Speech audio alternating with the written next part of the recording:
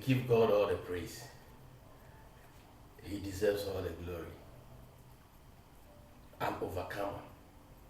We're still looking at the example of Jephthah. His name means open door, and he was introduced as a mighty man of valor. But he was in the choir of worthless people. But the people came for him to become their commander. So I look at Judges chapter 11, verse 29. Now, Judges 11:29. Look at a characteristic of an overcomer. One of them is that he said, "Then the Spirit of the Lord came upon Jephthah, and he passed through Gilead and Manasseh, and passed through Mizpah of Gilead, and from Mizpah of Gilead he advanced toward the people of Ammon." What's my point?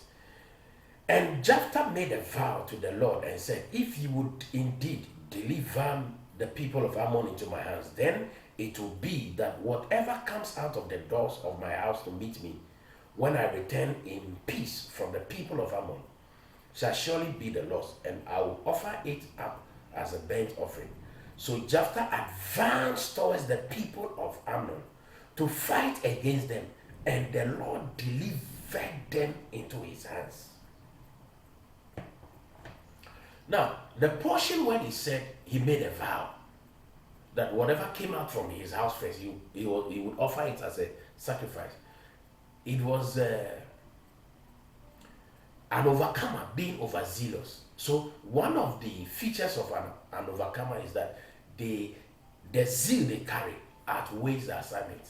So you need to be careful in making vows to God, because definitely your victory will come. So sure the vow you are making. Now I'm looking at the verse 29 that says, "And the Spirit of the Lord came upon Jephthah, and he passed through." He passed through this.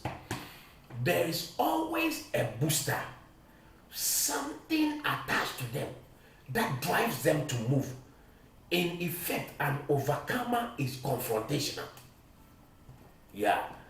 An overcomer will not wait for the battle to come. When they sense, they are quickly ignited in their spirit. They are quickly driven to make the move. So he passed through Gilead, Manasseh, passed through Mizpah of Gilead and Mizpah of Gilead, and advanced toward the people. He advanced. An overcomer will advance.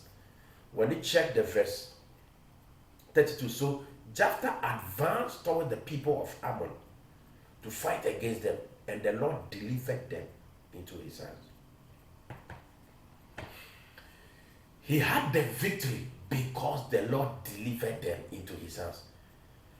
And most especially because he was confrontational. He moved into battle. He did not wait for the battle to come to him.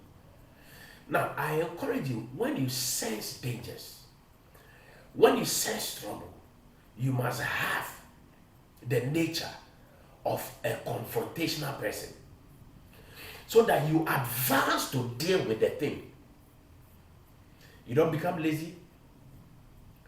You don't do what we call procrastination. You wait. But an overcomer will confront. An overcomer will not wait.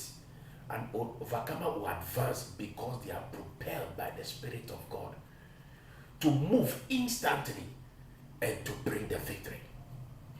Some of you are still walking in defeat whilst victory is waiting for you because you are not confrontational.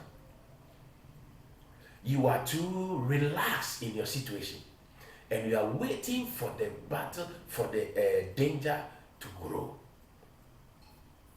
for the small hole in the wall to become big, and then you want to move. But I speak into your life that you'll be confrontational like Jephthah. Something propelled him. Now the Spirit of God came upon him, and then he moved from town to town to town until he had the victory.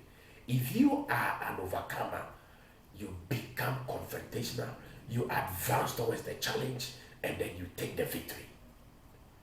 Because in your spirit, you are aware that Christ has given you the victory. And so what you need to do is to quickly bring the victory home.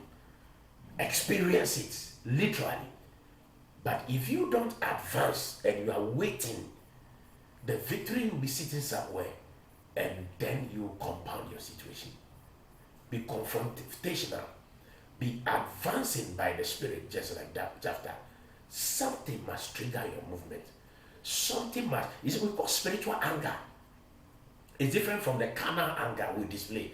Spiritual anger is when you want to deal with something from darkness, deal with something that is not part of righteous thing God is building, and then you are ignited with fire in your spirit to deal with that thing once and for all. May you have that grace. This is Pastor Edemado, and God bless you.